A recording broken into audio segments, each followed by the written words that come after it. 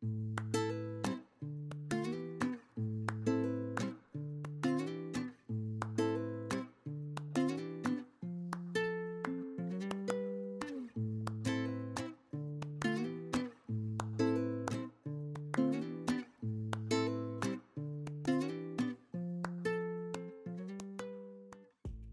んにちは、ルコです。私はかつて洋服を手放せず、毎日着る服がないと約束の時間ギリギリまで悩んだり、次から次へと新しい洋服を買っていつの間にかクローゼットに収まりきらないほどの量を持っていました。でもある方法を見つけたことで70着以上持っていた洋服を断捨離し、よりシンプルな暮らしを手に入れることができました。洋服があふれるクローゼット、着る機会の少ないアイテム、迷いながら選ぶ時間、これらに悩まされる毎日から解放されました。そこで今回は手放せない私がどのように洋服を断捨離し、自分にとって本当に必要なアイテムだけを残すことができたのか、その方法をお話ししていきたいと思います。クローゼットが整理され、毎日のコーディネートもとても簡単で楽しむことができ、よりシンプルで豊かな暮らしにつながるので、ぜひ最後までご覧ください。洋服を減らすためにはカプセルワードロープを作ることが効果的だと思います。持っている洋服を把握するために、まずはよく着る服と着ない服を分ける作業から始めます。着ない洋服は自分の心を鬼にして一気に処分するか、または一時保管収納ボックスに入れておきます。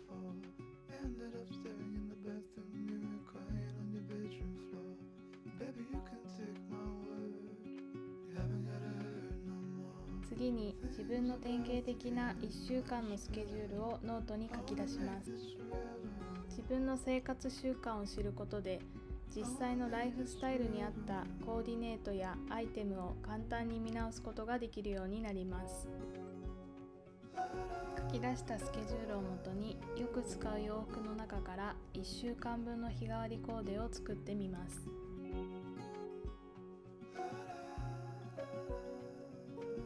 毎日の着回しローテーションを目に見える形で把握しておくと、お出かけ前の準備もぐっと短縮できるので悩む時間がなくなります。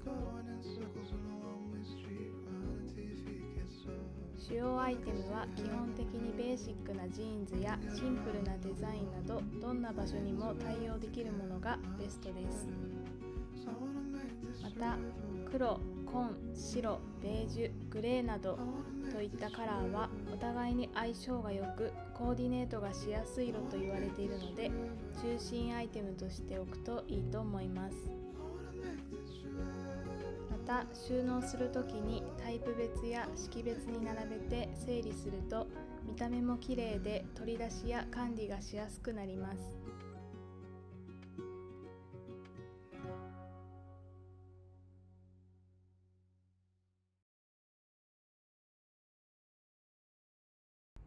洋服を増やさないためには、自分の生活スタイルに合わせて必要な洋服の枚数を決めることがポイントだと思います。ちなみに私は15着程度でそれ以上持たないようにしています。いろんなデザインの洋服が欲しいし、何着なんて決められないと思っていた私ですが、カプセルワードロープを取り入れたことで、よく着る洋服の中で1週間分のコーデを決め、そのコーデの枚数分で着回すことができるようになり、自然とそれ以上の洋服を持つことがなくなりました。枚数を決めておくと、買い物に出かけても洋服を選ぶときにより慎重になり、無駄な洋服の購入を避けることができるようになりました。本当に必要なアイテムの枚数を決めると、それ以上洋服が増えることなく、整理されたクローゼットを維持することができています。買い物に出かけて洋服を見かけると、つい手に取ってしまっていました。さらにセールや割引を目にしてしまうと、買い物欲が刺激され購入してしまっていましたが、値段で選んだものは後から後悔しやすかったり、物にもよりますが、すぐに着れなくなってしまうことが多かった気がします。安く買ったからとあまり愛着がなく、外では着れないけどお家で着るように取っておき、また新しいものを買えばいいかなという気持ちが湧いてくることも多かったです。その積み重ねで洋服が捨てられず、クローゼットの中は溢れていました。値段ではなく、本当に必要なものか、質やデザインに優れているかをよく考えてから購入するように、その時の感情で買わないようにしています。それを意識したことで、眠っている洋服も無駄な買い物も減りました。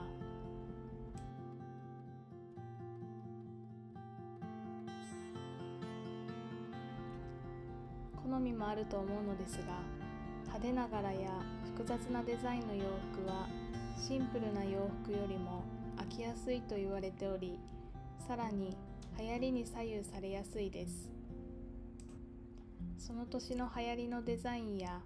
10代、20代の時に好みで買った柄のデザインはものにもよりますが、年々好みが変わり、今の流行りではないし、